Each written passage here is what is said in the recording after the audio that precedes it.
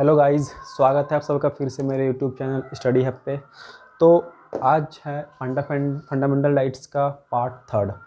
इससे पहले हमने 2 पार्ट्स कंप्लीट किए थे और बहुत ही शानदार तरीके से हमने समझा था कि हमारे संविधान ने हमें कितने अधिकार दिए हैं, किस तरीके के अधिकार हैं, हम उनका उपयोग कैसे करेंगे। ठीक है, तो हमने क्या पढ़ा था उसको हम एक बार शॉर्टकट में रिवाइज़ कर लेते हैं। भारतीय संविधान द्वारा हमें मूलतः 6 अधिकार दिए गए हैं। कौन कौन से? समता या समानता का अधिकार, राइट टू इक्वालिटी। स्वतंत्रता का अधिकार, राइट टू फ्रीडम। तीसरा है आपका शोषण के विरुद्ध अधिकार, राइट अगेंस्ट एक्सप्लॉयटेशन। चौथा है धार्मिक स्वतंत्रता का अधिकार। पांचवा में है आपका कल्चरल एंड एजुकेशनल राइट। छठा है आपका राइट टू कॉन्स्टिट्यूशनल रेमेडीज यानी संवैधानिक उपचारों का अधिकार।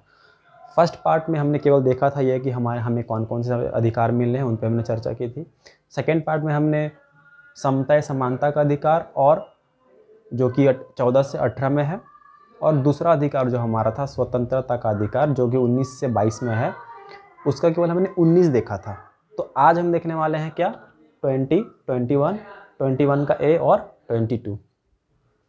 मैंने आपको बोला था कि उस दिन केवल मैंने 19 इसलिए पढ़ाया क्योंकि अभी ये तीनों हमें, खासकर ये आर्टिकल 20 और ये आर्टिकल 22 हमें एक साथ पढ़ना होगा, तभी हम समझ पाएंगे। ठीक है, और ये बीच में तो खैर आपको पढ़ना ही पढ़ना है।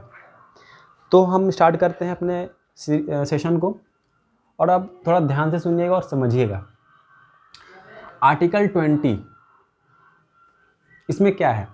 अपराध के लिए दोष सिद्धि के संबंध में संरक्षण। ठीक है, मतलब क्या हुआ?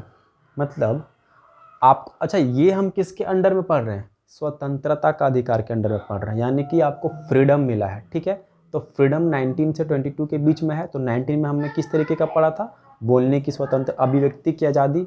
उसके अंदर 6 थे, कौन कौन से? बोलने की स्वतंत्रता, एकत्रित होने की स्वतंत्रता, सभा बनाने की स्वतंत्रता, कहीं भी आवागमन करने की स्वतंत्रता, बसने की स्वतंत्रता और रोजगार करने की स्वतंत्रता। उसके बाद हम 19 का देख लेते हैं, तो अभी ये 20 है। ठीक है, 20 में क्या है? 20 में है अपराध के संबंध में, दोष सिद्धि के संबंध में संरक्षण। ठीक है, इंग्लिश वाले protection in respect of conviction for a offences, यानी कि अगर आपने कोई अपराध किया, मान लो कि कोई अपराध कर लिया, ठीक है, फिर भी आपको कुछ अधिकार हैं।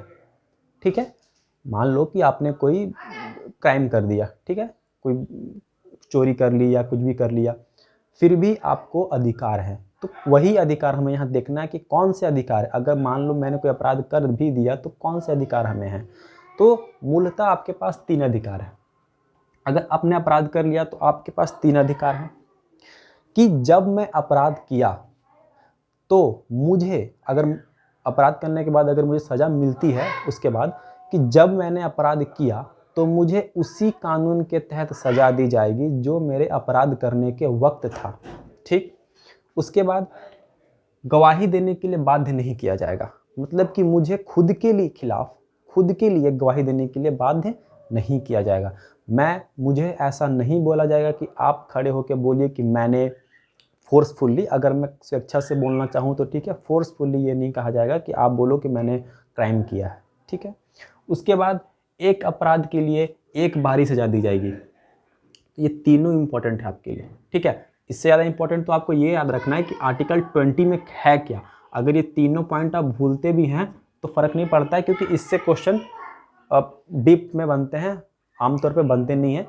तो केवल आपसे क्वेश्चन ये पूछता है कि आर्टिकल 20 में क्या है। तो आर्टिकल 20 में है अपराध के संबंध में संरक्षण, कि मैंने अगर कोई अपराध किया तो किस तरीके का हमें राइट्स मिले हैं, अधिकार मिले हैं। तो किस तरीके का अधिकार मिला है कि मुझे गवाही देने के लिए बाध्य नहीं किया जाएगा, एक अपराध के लिए एक ही बार सजा दी जाएगी, और उससे मुझे उसी कानून के तहत सजा दी जाएगी जो मेरे अपराध करने के वक्त था। अगर इसे आप नहीं समझे हैं तो ऐसे समझिए कि मान लो कोई व्यक्ति है, वो 2010 में चोरी करता है। ठीक है, चोरी करने के लिए 2010 में सज़ा थी 6 महीने 6 माह की। ठीक है, लेकिन आपको पता है कि भारत में जो हमारी कानूनी व्यवस्था है वो बहुत ही कछुए की चाल से चलती है। तो इसे सज़ा सुनाई गई 2015 में। लेकिन अब क्या हुआ कि अब 2015 में जो चोरी की जो सज़ा थी 6 माह की, वो बढ़ के हो गई है 12 माह, यानी कि 1 साल। चूंकि इसने अपराध किया था 2010 में, तो उसे 6 माह की सज़ा मिलेगी। फ़र्क नहीं पड़ता कि उसे सज़ा कब सुनाई गई है। ठीक है, उम्मीद करता हूँ समझ में आया हो। दूसरा क्या है कि गवाही देने के लिए बाध्य नहीं किया जाएगा। ये मैंने एक्सप्लेन कर दिया आपको कि आपको अपने खिलाफ गवाही देने के लिए बाध्य नहीं किया जाएगा। तीसरा है कि एक अपराधी के लिए एक ही बार सज़ा दी जाएगी। फिर से यहाँ पे आइए, मान लो कि 2010 में किसी ने अपराध किया, 6 महीने की सज़ा हुई 2015 में, या कभी भी 6 महीने की सज़ा काट के वो बाहर आ गया। अब ऐसा नहीं हो कि हम फिर से उसे पकड़ के जेल में डाल देंगे, बोलेंगे तुमने अपराध किया था चलो, नहीं, एक बार सज़ा मिल गई तो मिल गई। ठीक है, जब तक कि वो दूसरा अपराध नहीं करता है। तो आर्टिकल 20 में क्या है, अपराध के संबंध में संरक्षण, कि मैं कोई अपराध करता हूँ तो कौन कौन से राइट्स हैं। 21 में क्या है, प्राण एवं दैहिक स्वतंत्रता। ये बहुत इंपॉर्टेंट है, बहुत बार एग्जाम पूछा गया है। Freedom of liberty and life. ठीक है, आपको अपना जीवन जीने का अधिकार है। ठीक है, ये बहुत इंपॉर्टेंट है।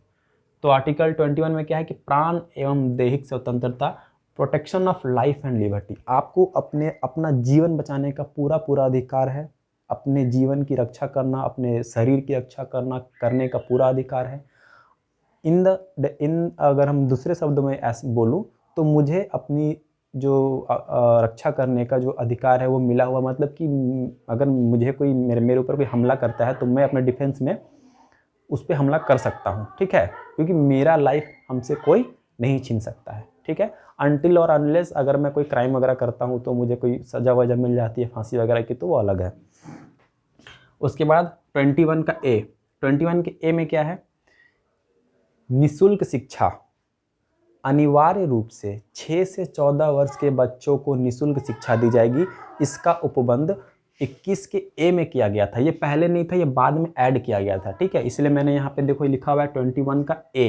तो जहाँ भी आपको यह दिखे ए बी सी क ख ग 1 2 3, समझ जाओ कि उसे बाद में ऐड किया गया है। ठीक है, तो कब ऐड किया गया है, निःशुल्क शिक्षा मान अनिवार्य रूप से निःशुल्क शिक्षा कितने साल के बच्चों के लिए, 6 से 14 वर्ष के बच्चों के लिए उसका ये हक है। मतलब कि वो बोल सकते हैं कि हमको शिक्षा चाहिए, अपने पेरेंट्स को, सरकार को। कितने एज के बच्चे, 6 से 14 एज के बच्चे। ठीक है, ये बोल सकते हैं, उनका हक है। अगर हम उन्हें शिक्षा नहीं देंगे तो वो कहाँ जा सकते हैं, हाई कोर्ट और सुप्रीम कोर्ट, मैंने बताया आपको। और ये कौन से संविधान संशोधन के थ्रू ऐड किया गया था, तो 86वां संविधान संशोधन, सीए का मतलब कॉन्स्टिट्यूशनल अमेंडमेंट। ठीक है, 2002, उस वक्त वाजपेयी जी की सरकार थी। ठीक है, तो आपको ये याद रखना है, ये इंपॉर्टेंट है। कौन सी संविधान संशोधन के द्वारा ये ऐड किया गया था, 21 का ए। उसके बाद 22 क्या है कि अपराध, चलो ठीक है आपने कर लिया, उसके बाद आपको गिरफ्तार किया गया। ठीक है, गिरफ्तार करने के बाद भी आपके पास 3 तरीके के अधिकार होते हैं। अगर कोई क्राइम करता है, पुलिस उसे अरेस्ट करती है, तो उसके बाद भी उसे 3 तरीके का अधिकार है। कौन कौन से हैं, तो कारण पूछने का अधिकार। तो सबसे पहले तो वो पूछेगा रीज़न। ठीक है, अगर पुलिस आएगी तो मैं पूछूंगा कि किस जुर्म में आप मुझे गिरफ्तार करने आए हैं, ये आपका पहला राइट है। दूसरा है कि 24 घंटे के अंदर उपस्थित कराया जाएगा मजिस्ट्रेट के पास। ठीक है, यहाँ पे मैंने लिखा नहीं हूँ, भूल गया, 24 घंटे के अंदर। ठीक है, यातायात में लगे समयों को मिला के, ठीक है, अगर ट्रैफिक वगैरह नहीं है तो 24 घंटे के अंदर मुझे मजिस्ट्रेट के सामने पेश किया जाएगा।